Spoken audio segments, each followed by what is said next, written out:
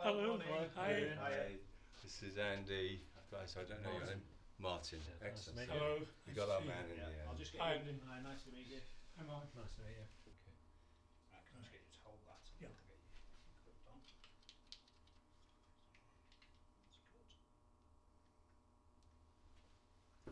Welcome to the Department of English, Literature and Creative Writing here at Lancaster. Perhaps I should begin just by explaining the context for this interview.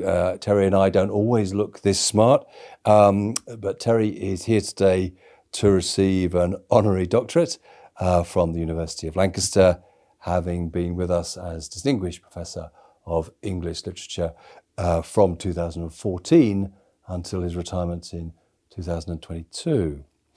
So my initial thought was that we might talk on and around, therefore, the theme of endings. But I guess as soon as we start talking about endings, we might well find ourselves talking about beginnings, if only because of, obviously, T.S. Eliot's famous line, "In my beginning is my end." Okay, so to begin with, a nice warmer-upper, Terry. One very particular beginning. Could you tell us about your very first encounter with Lancaster as a university back in the 60s? Yes, it was, I think. Yeah, maybe the mid-60s. Right, And the university had only just been built. right. It was the whole wave of new Yeah. universities then. And I was maybe about 24, 25. I was a junior research student at Cambridge. Right, And I applied for a full-time assistant lectureship here. right.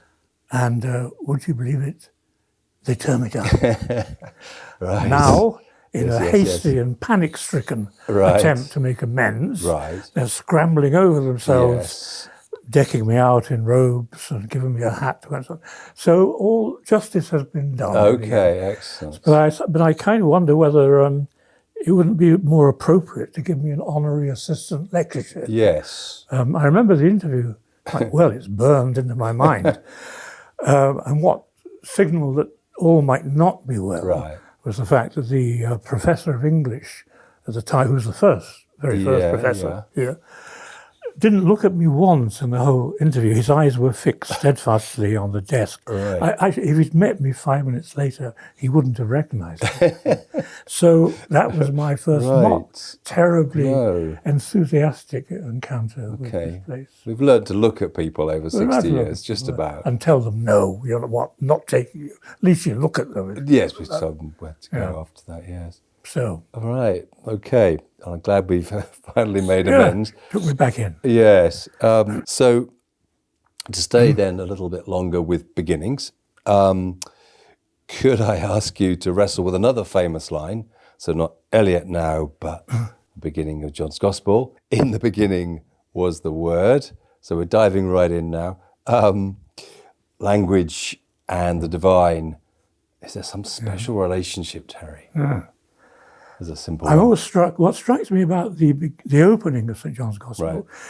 in the beginning was the Word, and the Word was with God, and the Word was God, is the strange rhythm Right. of that. You expect the final phrase to be somewhat longer or more lilting, Right. but there's a kind of closure. Uh-huh. There's a kind of downbeat there. Right. The beginning was the Word, and the Word was God, and the Word was God. I think what it means to say that Christ is the Word of the Father, or Right. the Son is the Word of the Father, is that the Father dwells in Christ like the meaning dwells in a word. Right. Wittgenstein says somewhere, the meaning is the life of a word. Yes. A word in action, Yes. so to speak. In a certain sense, a word doesn't really have meaning unless it's mobilized Right. in language among people. And just the same theologically, I think, that the Father, to say that in the beginning was the Word, is to say that in the beginning was a meaning, Right. or if you like, a language. Right. The meaning of this language is the Father, but the sign of it, the medium of it, is the Son. And that what one implication of that, I think, is that this is a new language. In the Son, the Father communicates himself in a new way. The great theologian Herbert McCabe once said, a dear old friend of mine said, that Jesus is God's own idea of himself. Right. Yes. So he communicates himself as Son, but in doing so, he communicates a language that we can share. Right. And language is a way of being closer to each other even than physical contact. Right. Because what makes one of the peculiarities of linguistic beings or linguistic animals is that they are indeed animals, material, and they come into contact in that way. But there's a certain kind of communication which transcends that, and that is language. Right. All right. And that intimacy that it affords is, or that presence that it affords is translatable as the divine in some way, or potentially, or Yeah, I mean, yes. circuit back to the God word. Would it circuit back as easily as that, or not as easily? Well, what does it mean to us whether Jesus was divine? Right. Or what does it mean to us whether he was a son of God? Right. In one sense, that the phrase son of God is no big deal, Right. is it? All Jews were sons and daughters of God. So that doesn't say very much. What it does say, again quoting Herbert McCabe, is that when he looked into himself and asked himself who he was, all he could find was love. And that's what it means to say he's not that he's super powerful or all knowledgeable. I assume Jesus thought the world was flat. Right. You know? Yes. And shared many mythologies of the day. But what it meant to be him was to have a relationship with the being he calls his Father. That was the core, that love was at the core of himself, which then allows us in a kind of slightly roundabout way to call him divine, but also that love is intrinsically communicable from him, going back to what I said before. Yes, yeah, okay, love. Okay, another reason for taking ending as our theme is because when you gave a couple of valedictory lectures for us last March, you chose to talk on heaven and hell, respectively. And in other words, you're dealing with last things. So is there any kind of special relationship then between last things and endingness and literature? Is literature especially good at somehow doing ending, or not? Is it all about unending? Yeah. Do you have any Just on the point about heaven and hell, you might say that for Christianity, even the end of the world isn't the end of the world, which might cast some light on our present problems, ecological problems. I think it's right. I think it's right.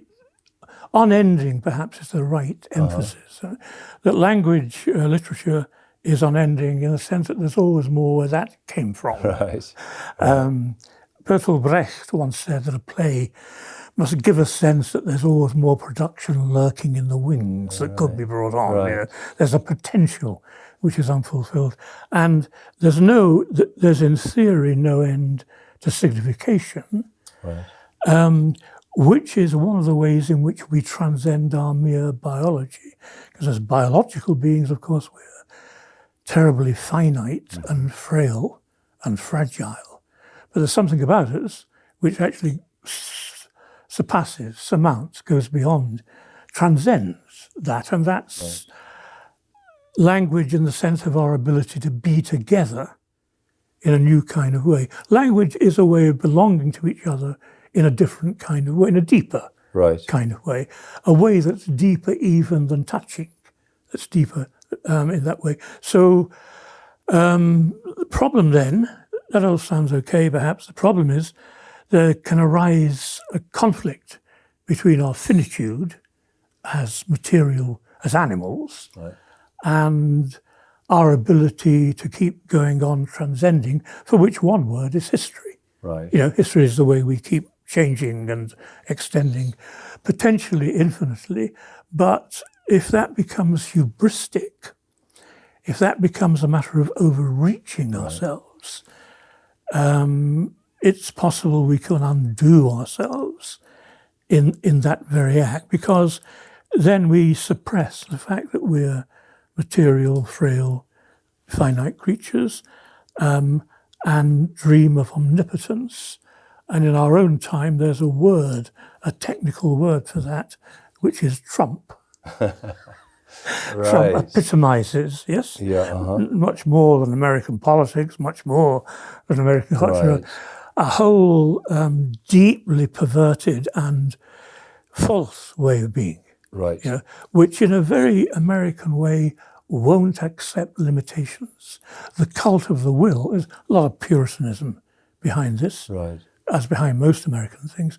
The cult of the will is infinite and is merely clogged and impeded by our pure material being. Madonna said recently, I think, that she'd recovered from illness very rapidly because she didn't believe in limitations. Right. She's got a nasty surprise coming to her in about 20 years' time. Right. Yeah. But I think that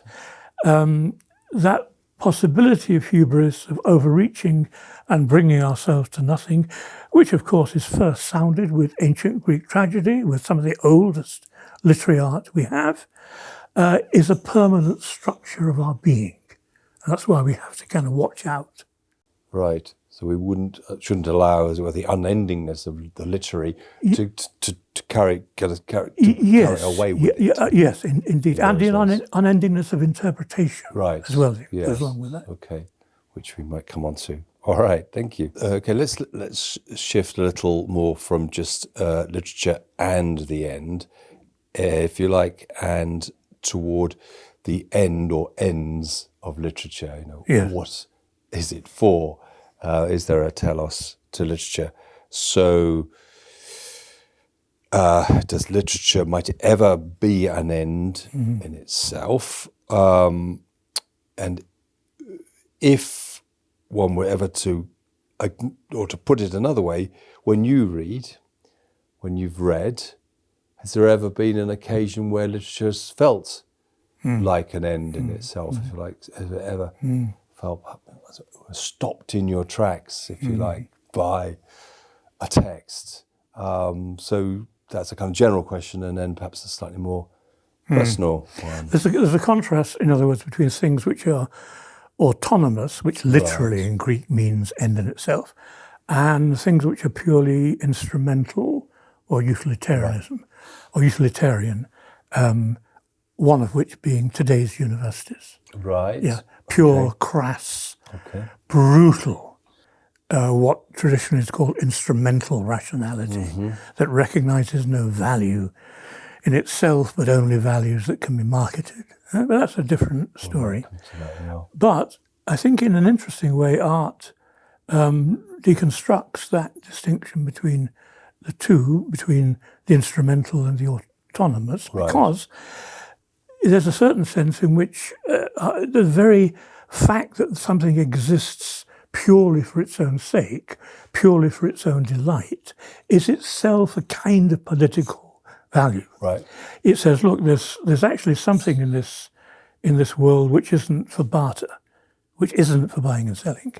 So that paradoxically, in the very act of keeping the world aloofly at bay, in the manner of, say, modernist art, it emits a political message about that world, and what it lacks, and so on. As far as the point about literature, as it were, experientially being an end in itself, for me, somebody once asked Frank Kermode a similar question, and Frank said, he I don't know how serious he's being, so he felt the hairs on the back of his neck rising when he read Wallace Stevens.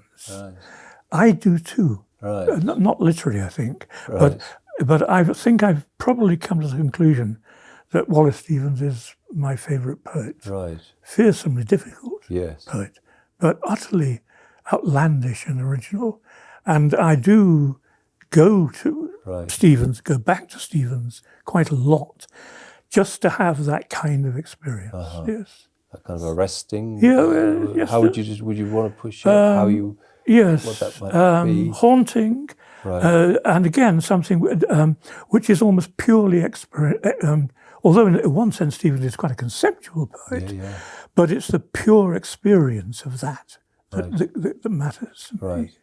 Which is something to do with words and something to do with image or thought. I think in Stevens very much, both in Stevens, but I think what Kermode was responding to was I think just the sheer power of words. Right. Yeah. Which again, of course, has a danger. You know, let's mention once again the honourable name of Mr. Trump. You know, Because from words from the very beginning of the founding of rhetoric as an ancient and wise tradition of discourse, the dangers, the perils of rhetoric were sounded, weren't they? Right. Right back to Cicero, to Aristotle, so on, and we can see that happening still. Right. How easily people are duped by the power of words. Right. So we're dangerous people because if we think eloquence can be very dangerous. Eloquence. Okay. Thank you. One way of looking at your oeuvre is that for you, the end of literature might be criticism. That for you, the response to literature is not to write another novel. On the whole, though you have done, on the whole, literature seems to be, when you pick it up, that it leads to its end is an act of criticism or an act of meta-criticism, perhaps in your case. So do you want to talk, what is criticism? Does it complete a text? Is it in some sense does it take a text toward the end that it was somehow dreaming of? Do you have any sense of where criticism is taking a text? Take it somewhere.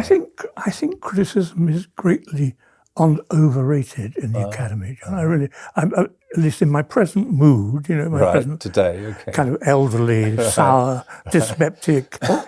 But I think that we're kind of making too much of it. It is, after all, a fairly modestly academic activity. Right. And sure, I'm sure there's room for writing yet another interpretation of Heart of Darkness or whatever, Hamlet. But I think what interests me is a tradition which is an extraordinarily rich tradition, which in a sense you could call critical, but which is more than that. If you think of, say, I don't know, Susan Sontag, Lionel Trilling, Edward Said, Raymond Williams. Today, the man I think is the greatest critic in the world, Frederick Jameson. What distinguishes that tradition is, firstly, it's hard to say what they are. Yeah, they're kind of critics in one sense, but they're an old-fashioned word, moralist, which has now very negative implications, might do better. They don't just write interpretations of Heart of Darkness, though they might. They would be able to. They have a responsibility to the shape of an entire culture. Right. So that somebody like Jameson, sure, can write about Conrad, but he can also write about the emergence of post-modernity, let's say. Susan Sontag can write about, Polish literature and about the cult of camp, the meaning of camp. Yeah, I think that kind of person, who is perhaps indistinguishable from a certain public intellectual, matters. I think they do matter. They're talking about real issues. But the other tradition, I don't think we can get away. Yes. Another traditional name, George Orwell. Orwell is a critic in a narrow sense, but a lot more than that. And I think, as I've written, that's been the peculiar power of English, which is mostly Cambridge criticism, that it combines a studied attention to the words on the page and their shape and texture and rhythm and tone and mood and all those things that don't get taught today on the whole in English departments, with a sense of responsibility to a whole cultural situation. And I suppose the obvious danger with that extension of the responsibility of the critic towards culture in general is that it can be done badly, Yes. It can be done at the expense of close reading, and it can be done dangerously. Yeah, although interestingly, a lot of the figures who do that, as it were, more general task, are very fine close readers as well. Right. I mean, Derrida, who of course you have worked on so much, it can be, not only can it be done badly, you're right, but so can criticism. Yes. But you don't find many people who can do it. Right. Yeah, I mean, a lot of people trained in a certain way can give an interpretation of As You Like It. You know, that's okay, that's fine. But there are not going to be many Jamesons in a particular generation. Right. Yeah, that's the price you're paying. Right. Okay. Or many Eagletons, I mean, I might just say. Okay, thank you. Virginia Woolf, she once just referred to criticism as an impossible task. Do we who attempt the task of criticism, however perhaps understood, do we need help? Where might our help come from?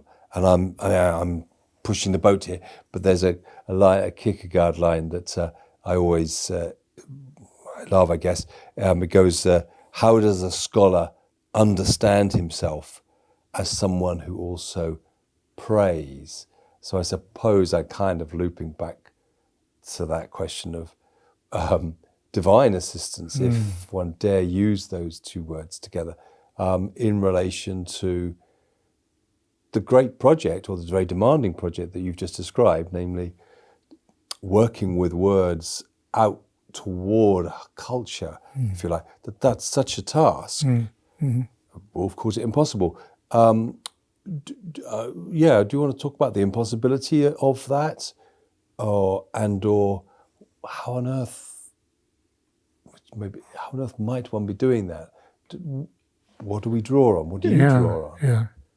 Once again, as far as it were, mere criticism goes, and I think that's what Woolf is basically talking about. I'm not terribly interested in that. Okay. Is it possible? Is it impossible? Do we need help? Do we need the Archangel Gabriel to... Right. Although it's interesting, isn't it, that where interpretation begins is with the hermeneutics of the gospel. You know, that's the most central historical tradition of interpretation. So there is a theological background to what is now a thoroughly secular literary criticism.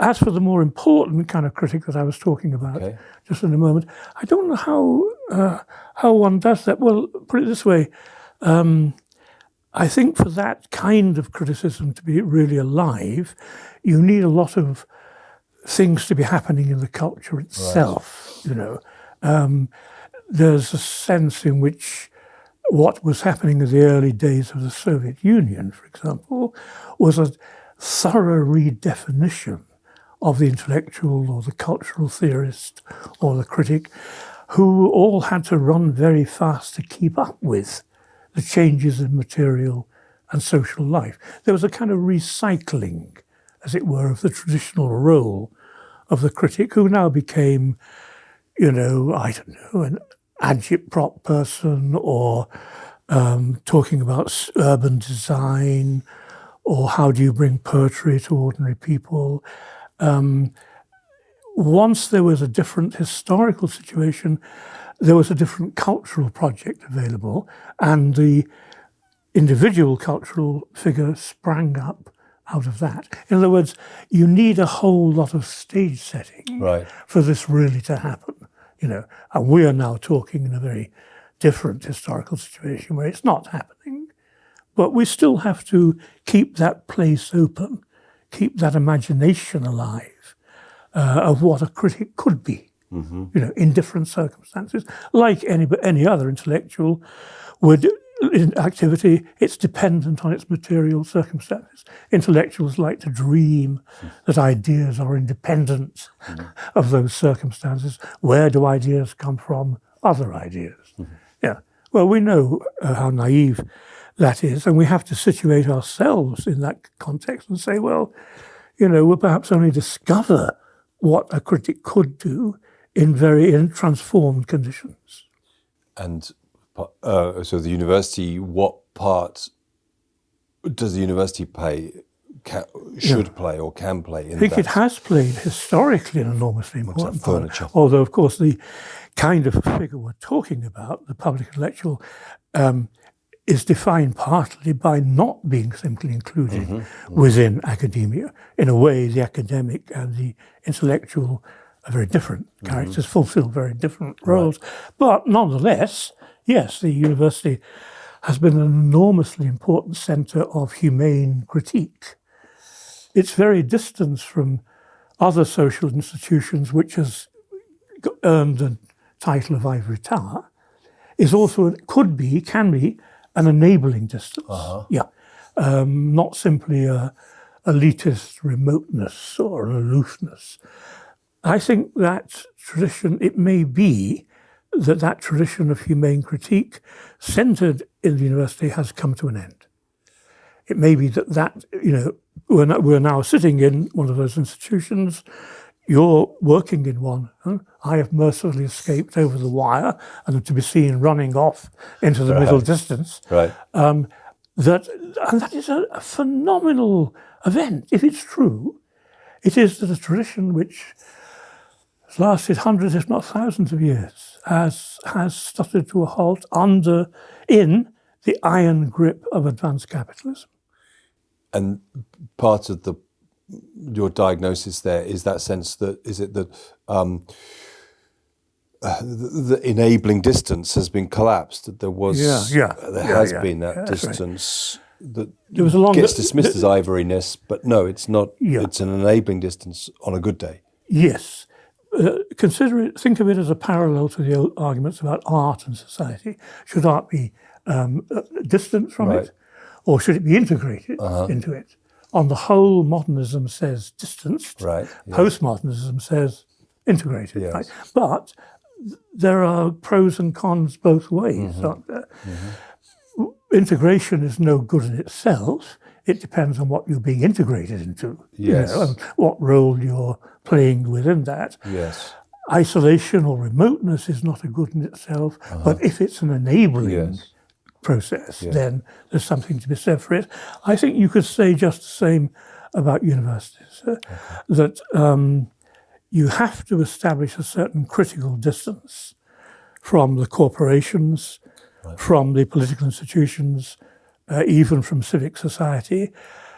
That can result in irrelevance, but the alternative might be worse. Right. Yeah, that you are, as it were, merged into what it is you exist to critique. Right. Yeah, and I think that's what's happening around us. Yes. Okay, that's very interesting. I suspect that we can't or shouldn't perhaps talk about last things without talking about last people, or those who might be thought of as the last. You obviously knew Christ's famous words, the last shall be first and the first shall be last.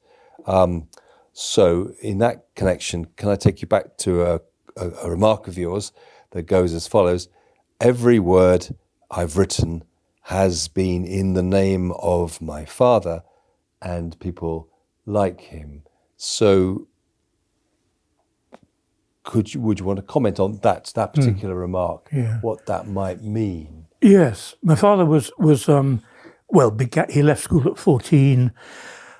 He began life as a general labourer in a huge engineering factory, and he got a bit further than that in the end, but not enormously. I don't think he ever the only book I ever remember him reading, and maybe the only book he ever read, was Agatha Christie's The Murder of Roger Ackroyd. Right. But he gave it up very rapidly after 2 or 3 pages because he realised who the murderer was, which is not bad if you've never read a thriller in your life, you know. He was a silent and shy man who was deeply conscious of his lack of education. I sometimes wonder if my own articulacy, such as it is kind of compensation for him. But certainly the idea of giving a tongue to the mute, a tongue to those who are condemned by their situation, either by lack of education or whatever the situation is, to silence, I think is a vital task for a radical critic. The last being the first, it's so powerful, such a recurrent image in the scriptures. It's almost a cliche. You shall know Yahweh for who he is when you see the poor being filled with good things and the rich being sent to you away. Very political. I'm fascinated increasingly by that astonishing scene at the beginning of St. Luke's Gospel, which may not have happened, where he makes an encounter between Mary, the pregnant Mary, and is it her cousin? Elizabeth, no, yes. Her aunt, isn't it? Queen Elizabeth. Elizabeth, yes. Elizabeth, yeah. Elizabeth and Mary, and both of them are pregnant. Both of them are pregnant in rather odd ways. Elizabeth is beyond childbearing age. Mary is a virgin, which means essentially outside the patriarchal setup. Jesus is born not by the will of man. St. John makes very clear. And they're both bearing in their wombs babies that are going to be murdered. Right. One of them is Jesus, murdered by the Roman state, probably at the behest of a very panic-stricken Jewish Sanhedrin. And Elizabeth is bearing John the Baptist, who will be murdered as well. And then when they meet, what do they talk about? Not breastfeeding, not babysitting. In an astonishing moment, Luke puts into Mary's mouth what some New Testament scholars think may be a zealot chant. Right. He has cast down the mighty and raised up the lowly. He has filled the poor with good things, and the rich he has sent empty away.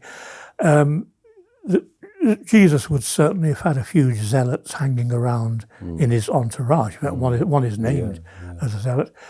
And you might remember the zealots are memorably satirized in Monty Python's Life of Brian as a kind of first century Palestine socialist workers. Yes, liberation parties, etc. But quite this amazing way. I mean, what Luke is doing in a very audacious way is making Mary, an obscure young nobody from a part of the country renowned for its backwardness, Galilee, which was a kind of country bumpkin joke, he came from Galilee, is actually making her into an image of what the Old Testament calls the Anoim, the poor of the earth, the scum of the earth. And she is claiming that status, that just as God has raised her up as the potential mother of Jesus, so that becomes a sign of the raising up of the poor. Yeah? So the whole scene is politicized through and through. And yes, and in the presence of the to be murdered. Yeah. Yeah, as well as the to be born. To be born, yes. Same. Well, born to die. Both babies are born to die. Yes. Yeah. Question about the planet then. We can't perhaps talk about ends without talking about the end of our planet. And in your Heaven lecture, you said creation might best be seen as an aesthetic work. Okay, so if that is the case, is there anything that might be said about the relationship between art and literature and the climate crisis. Does, if we think of the planet as a kind of work of art, does that help us in any way, or does it make things worse? The doctrine of creation, I mean, the theological doctrine, has, of course, nothing to do with how the world got started, which I'm afraid Professor, what's his name? I always repress his name. Would it be Dawkins? Dawkins, you're right, yes. Whenever I talk about Dawkins, I always tell an audience the only thing I know about him is that his wife used to be in Doctor Who, which she did. Totally irrelevant, but anyway. Dawkins thinks that creation is some kind of pseudoscience, you know. Of course, the doctrine of creation has got nothing to do with how the world got started. Thomas Aquinas thought it was perfectly possible that it never got started. He didn't believe that, but he thought it perfectly possible. Aristotle thought that. It's, of course, to do with the gratuitousness of it. The mind-blowing fact that none of it is necessary. Right. You know, that not least us. And the gratuitousness, of course, which also means grace, giving, is related to the art, the idea of art. The work of art is gratuitous.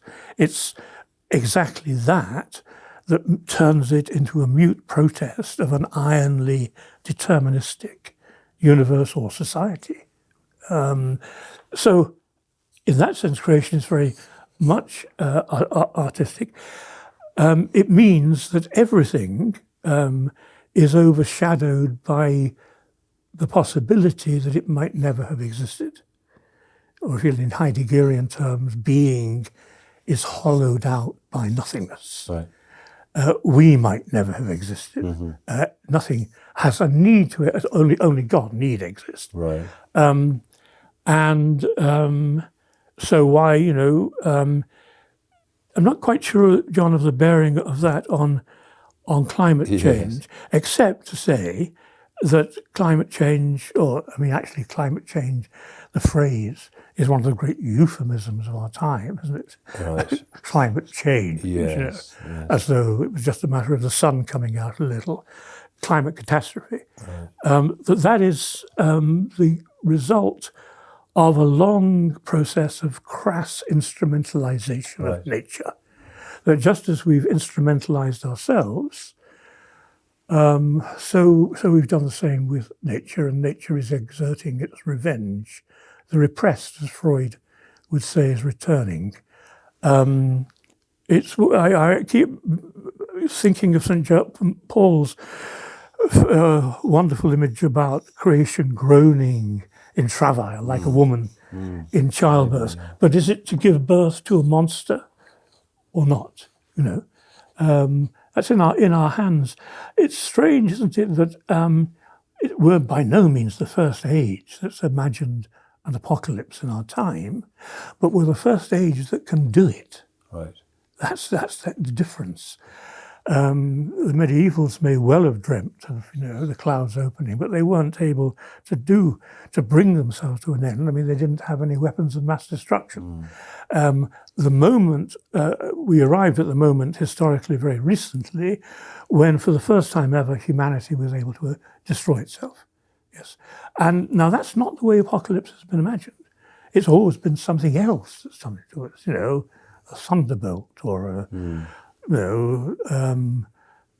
some dreadful unnatural event that was visited upon us by perhaps an angry deity or whatever. But look, you know, we're now so clever, we can do it all by ourselves. You know, we don't need any external aid. We don't even need an asteroid to hit us. You know, aren't we clever? We've just reached the point where our intelligence has come loose from our bodies, AI. Right. Although I'm so, as you know, John, so technologically backward that for me, this AI is still the quickest way of getting from London to Edinburgh. Right. Or is that the A1? Well, whatever, you know.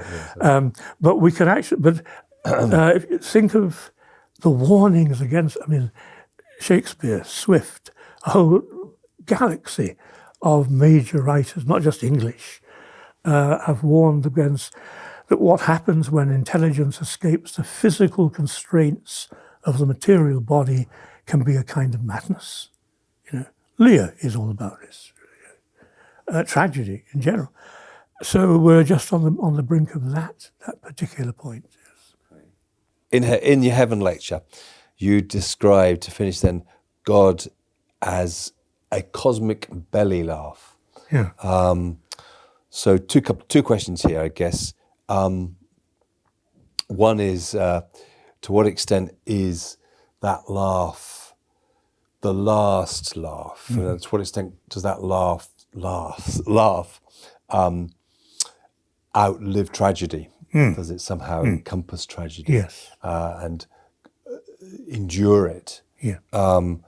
And or how does laughter and comedy relate to your own sort of thinking and writing and political commitments? Yeah. I think the laugh does outlive tragedy. Right. Yeah? But what position you take on that is, of course, very, very important. It's Right. it's already implicit in a way in tragedy. Tragedy doesn't end in a laugh, but it ends, ideally, in the moment when, by the very power by which you're able to confront the worst, you're able simultaneously to see beyond it. Right. As those beautiful lines in Lear, when Edgar, I think it is, says, "The worst is not, so long as we can say, this is the worst." So long as you can still give tongue to it, this is not the worst. There's a kind of transcendence in the very process of language and of art there and so on. And what you intuit beyond tragedy is not exactly laughter, but it might be the prelude to laughter.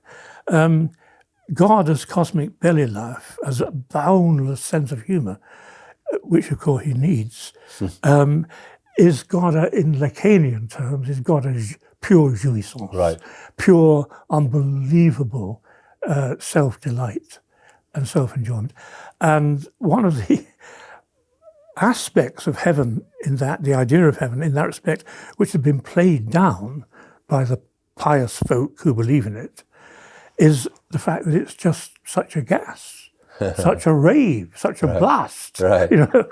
I mean, delirious, eternal happiness. Eternal, of course, not meaning on and on and on and on and on, but out of time. Yeah.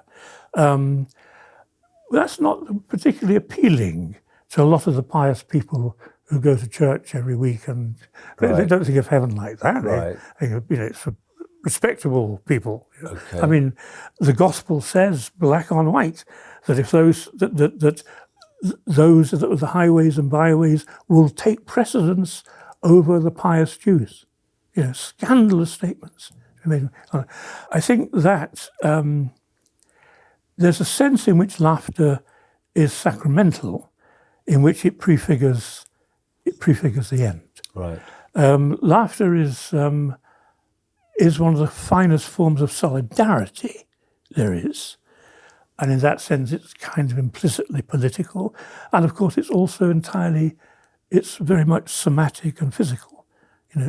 It's think of the work of Bakhtin would be important here, but not exactly a resurrection of the body, but a transformation of the body. Somebody once said, "He who laughs cannot bite." It's not really compatible with aggression. Yeah, if you can have a good laugh about it, I think there is a theology of humour here which I've certainly not developed, but I'd love to see developed. And I'll end by telling you a joke, which is the obvious thing to do. Very quick joke, so as not to bore our audience beyond all limitations. There was a man being shown around an art gallery in Moscow by a guide, and he stopped in front of a painting which was entitled "Lenin in St. Petersburg." And he looked at the painting, and all he could see was a large double bed with Krupskaya, who was Lenin's wife, in the bed, embracing a handsome young man. And the man turns to the guide and says, but where is Lenin? And the guide said, "Lenin is in St. Petersburg." Well, Terry, on that bombshell, The comic bombshell. Thank you very Not much. at all. Not at all. Thank you very much. Not at all. Excellent.